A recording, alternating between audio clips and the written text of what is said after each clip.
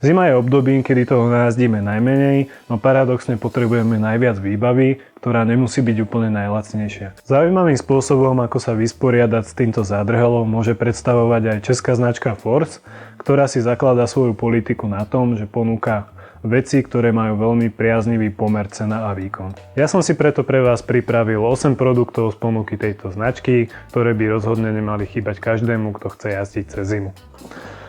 Prvým produktom sú tieto zimné Thread 3 Ice, ktoré existujú v dvofarebných vyhotoveniach, čiže jednak tieto žlté fluo, alebo aj v bežnej striebornej farbe. Ich hlavnou výhodou je to, že aj v takýchto základných zimných tretrách vám bude pravdepodobne príjemnejšie a teplejšie ako iba v návlekoch, ktoré budete mať na bežných tretrách. Cena takýchto tretier nemusí byť nutne vysoká, častokrát stačí trochu priplatiť k nejakým lepším návlekom a môžete mať naozaj použiteľnú tretru na zimu, s ktorou si vystačíte v teplotách možno do -5 alebo -10, pokiaľ by sa vám chcelo na bicykel. K zimnej obuvi patria aj poriadne zimné ponožky. V ponuke Force sú napríklad takéto termoponožky, ktoré sú vyrobené z polovice z merino vlny, takže okrem toho, že vás zahrejú, mali by zabraňovať vzniku nejakých nežiaducich prachov.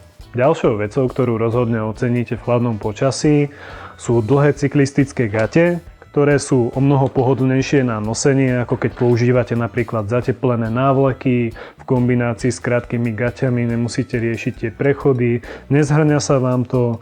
Obvykle tieto zimné gate sú vybavené aj takouto praktickou práckou cez nohu, čiže sa vám nejakým spôsobom nevyhrňajú, ani keď musíte zosadnúť z bicykla v snehu alebo ho tlačiť.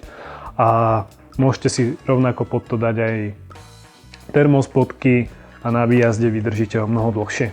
Pre istotu ešte doplním, že tieto gate majú kvalitnú gelovú vložku a nájdete ich pod označením Z68. Jazdiť zime bez rukavíc dokáže možno tak masochista Chuck Norris. Všetci ostatní by mali pouvažovať nad takýmito zateplenými rukavicami. Napríklad X72 sú veľmi príjemná záležitosť, kde ani výjazd trvajúci povedzme 1,5 hodiny alebo 2 nie je problém zvládnuť.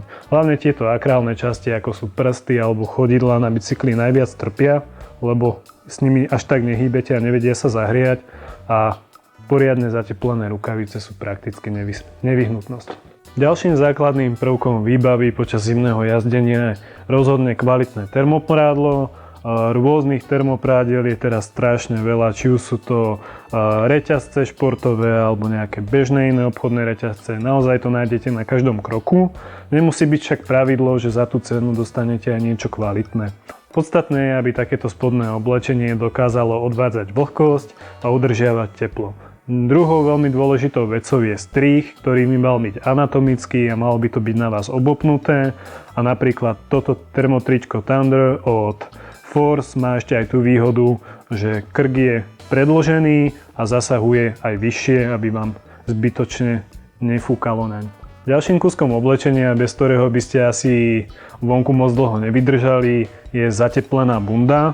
Konkrétne tento kúsok X110 je zaujímavý tým, že je vybavený vetruodolnou membránou, ktorá sa nazýva Wind Out a má aj predloženú golierovú časť, ktorá ochráni váš krk tak, aby vám zaň nepadal nejaký sneh alebo vám tam nefúkalo. Čiže veľmi príjemná záležitosť. Ďalšou vecou, ktorú by som určite odporúčil minimálne všetkým začínajúcim cyklistom, sú návleky na ruky, ktoré naozaj dokážete využiť počas celého roka, nielen cez zimu, čiže hocikedy, keď sa schladí v noci alebo keď sa zotmie, naozaj aj na turistike, hoci kde na vrchole, ale rovnako aj cez zimu môžete si ich dať pod bundu na ruky a takéto zateplené návleky vám naozaj dokážu niekedy pomôcť, pokiaľ vás kdesi prekvapí zima a stoja úplné minimum. Poslednú vec, ktorú by som vám rád ukázal, ale neukážem, je zateplená termočiapka Force, ktorá je bohužiaľ vypredaná a bola vypredaná už koncom októbra. Čiže tam naozaj za jednocifernú sumu dostanete čiapku, ktorá je plne funkčná a bez nej si ja neviem predstaviť, že by som vyrazil na nejaký výjazd, kedy je povedzme 10 stupňov alebo menej. Toto bolo pár vecí od značky Force, ktoré by som vám ja osobne doporúčil a ktoré vás môžu svojou funkciou príjemne prekvapiť. Určitou výhodou tejto značky je aj to, že svoj strih zameriava na bežných smrteľníkov, čiže nie na nejakých vysekaných atletov alebo extra štíhle postavy.